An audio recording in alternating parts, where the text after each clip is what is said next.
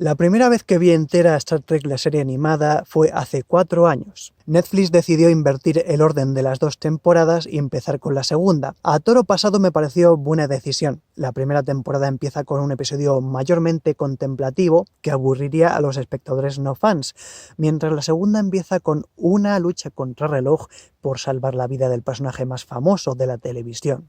Vale, estoy leyendo. Los Piratas de Orión comienza mencionando una epidemia de una enfermedad parecida a la neumonía, y lo vi en 2020. Spock se contagia y sus células no pueden absorber tanto oxígeno, en 2020. Y la enfermedad se llama coriocitosis. ¿De acuerdo? Me lo creo, no me da ansiedad, son dibujitos. El Dr. McCoy ordena que Spock trabaje la mitad de horas a lo sumo, pero Spock dice que él puede aguantar la jornada completa y horas extra. Por supuesto, Spock se acabará desmayando y tendrán que desviar la nave para salvarle la vida, como en Amok Time. La principal diferencia entre dicho arranque de segunda temporada y este arranque de segunda temporada es que aquí exploramos la relación de Spock y McCoy. Nuestro buen doctor no para de soltar sus típicas pullas sureñas y Spock las sortea con su típica sorna vulcana. Jim tendrá que esperar su turno.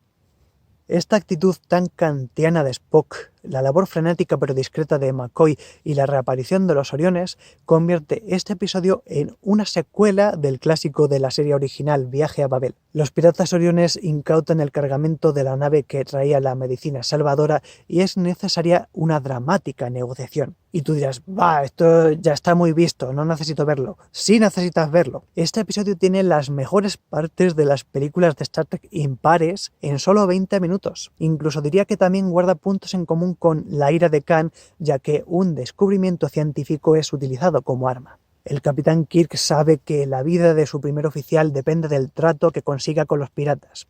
Lo que en esta época nadie sabía es que los Oriones consideran las propuestas de comercio como una muestra de respeto. El trato de intercambio de Kirk es visto con buenos ojos por el capitán Orión. No obstante, los piratas habían saqueado la nave que estaba trasladando la medicina para Spock y este mal gesto pone en riesgo el previo trato de neutralidad que tenían con la Federación.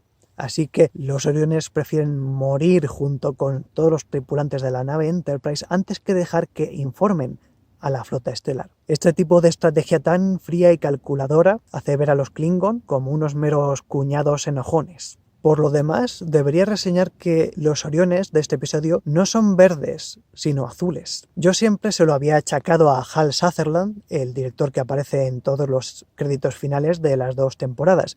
Sutherland tenía un leve daltonismo, por lo que mucha gente le culpó del exceso de fucsia que se da a lo largo de la serie animada. Pero resulta que el estudio de producción Filmation usó para la segunda temporada los mismos créditos que en la primera. Hal Sutherland solo fue el director de la temporada 1, mientras que la temporada 2 fue dirigida por Bill Reed.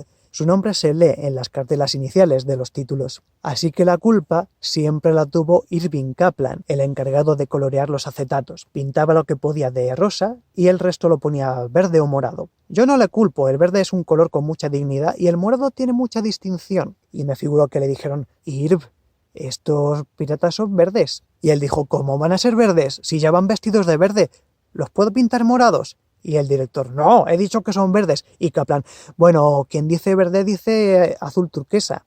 Terminaré diciendo que te puedes hacer un buen maratón Orión si después de Viaje a Babel y Los Piratas de Orión ves Those Old Scientists. El crossover de Strange New Worlds y Lower Decks profundiza en la cultura oriona con otro tipo de trato.